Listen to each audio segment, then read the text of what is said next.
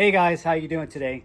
Today I want to talk to you about tire inserts, specifically this brand called Rimpact. So I wanted to try a tire insert, and if you guys know, and you've been riding mountain bikes for a long time, you know that when we went tubeless, when everybody started going tubeless tire, it was just such a game changer. The tires had a better feel, they came to life, you had more traction, and then the rims started getting wider, and that made it feel even better. You had more tire choices that had these unique tire and tread designs and different casings to make it feel more supple or make it more durable. And so here's the next evolution of that, is a tire insert. So Rimpact they make this tire insert, and it looks like the same kind of material as a pool noodle. And matter of fact, that's their hashtag, hashtag send nudes. So I guess send it for sending it when you're mountain biking and taking a jump, and nudes for pool noodles, but it's hashtag SENDNOODZ. And this is what they say: they're made from high density polyethylene foam used in the aerospace industry as an impact absorbing protection. So who knows exactly where they used it in the aerospace industry? Could have been a floor mat for all we know. It's their type of engineered foam, basically, insert. They're all foam or some type of foam insert. Some of them actually still come with a tube, and what they do is they have a tube that has a foam wrapped around the tube. That's what the Schwalbe Pro Core is. But I wanted to try them, and the reason I wanted to try them, and I went with Impact or Rimpact, is look at their unique valve. That's one of the reasons. I guess the main reason is the price. They're less expensive than Core and some of the other brands. Here's the valve stem, and as you see how the holes are in the side, as opposed to a typical valve stem where the hole's in the bottom. And so when you put that valve stem in there and it's pushing up against that rim strip, then it's not gonna block the air from getting in. It's going to be pushing through, dispersing the air through the side of the valve stem as opposed to pushing it straight out. So that'll make it a little bit easier. And so let me show you what the difference is. And here's a little bit of difference in evolution of mountain biking with tubes, and then tubeless, and now inserts.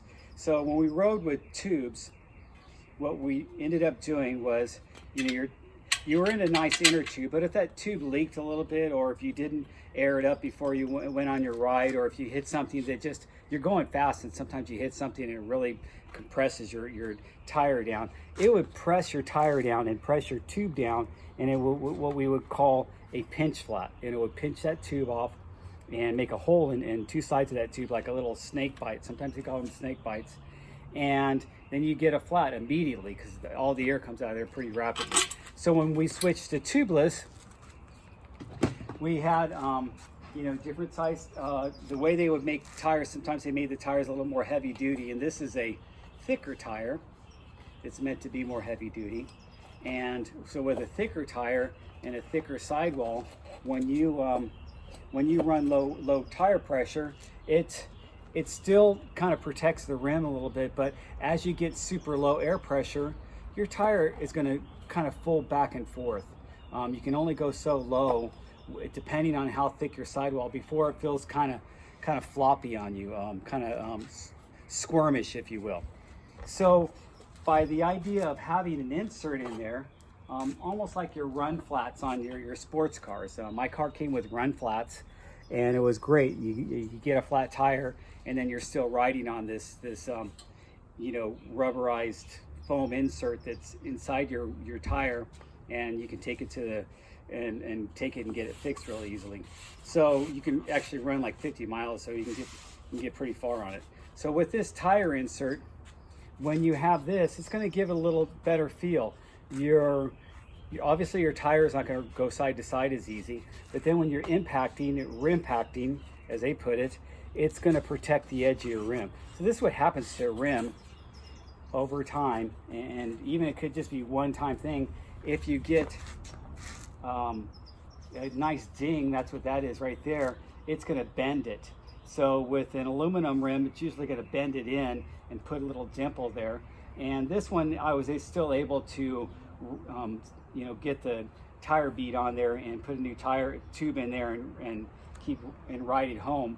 But if you have a really bad ding, you may not be able to get that tire back on without trying to bend it out. And if you bend it out, you could crack it.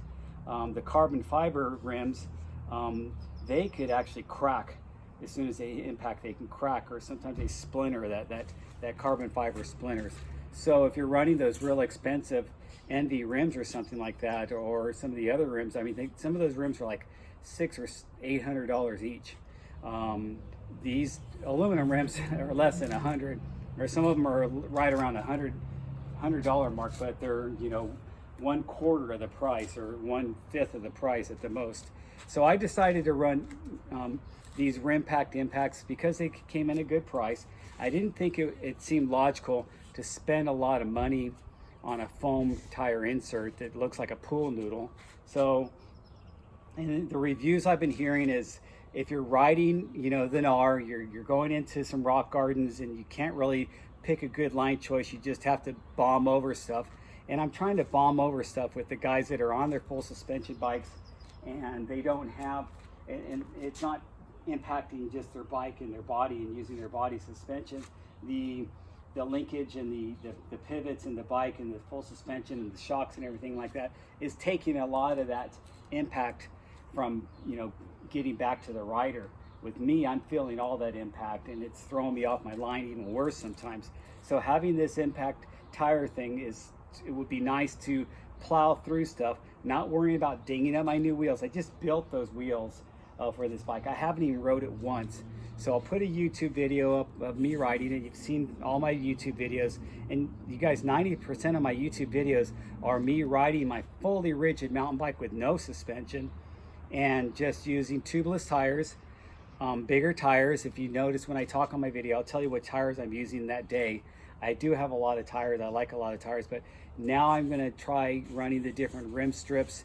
Running these rim strips and seeing how that feels and takes that edge off, and hopefully protects my rims so I don't have to keep replacing rims so much. These, I don't know when I replaced them, but it was a while back, and they're really nice rims. It's too bad that I had to replace them. Anyway, talk to you guys later, and thanks for watching my video, and hopefully you give me that thumbs up, and take a look at some of my other videos of mountain biking if you like mountain biking. If you want to hear videos more about, I mean, because let's face it, I'm just going to do a couple minutes of this, but my channel is called Fit Couple in the Philippines, and why Fit Couple in the Philippines? And then he's always talking about bikes and showing all his bikes, and he's not even in the Philippines. He's in California riding trails. I do have some videos of me in the Philippines riding too, though. So there are them. You can look for them. I got at least 4 or 5 videos of that. But why does he call himself Fit Couple in the Philippines? Why is the name of the channel that? It's because when I started it, we were just in the Philippines, and I'm a guy that likes to go to the gym. I stay fit. I keep my 6-pack. You know, I was going to different gyms all over the Philippines, working out at home. I always have made fitness a part of my life. I taught spinning as a side job for many years, almost 20 years, teaching classes at the gym and then working my regular full-time gig. So fitness is a part of me, and that's why I put that in the channel name. I hope you guys are staying fit and healthy, and I hope this pandemic ends soon and we can get out and have more of a normal life. But that's why I called it Fit Couple in the Philippines. Margie's still staying fit, even though we don't have any videos of us working out together. She's still eating healthy and staying fit and staying healthy. And obviously you can see I'm still staying fit and staying healthy, and it's a daily thing. I love riding my bikes, and that's part of the reason I stay fit. But I also have some gym time, and I work out in my gym. Well, and now in my garage, I have a gym in my garage.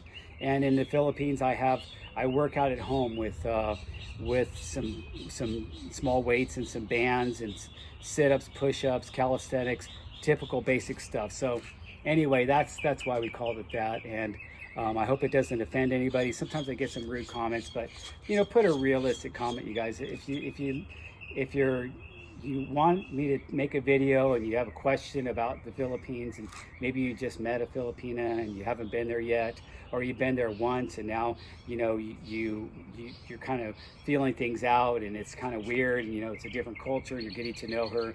Maybe it's something that Margie and I can help you with. Shout it out, send that comment out and put it in my comments. You don't have to go into too much. If you want me to personally email you, you can put it, give me your email, I'll send you an email about it, okay? Talk to you later.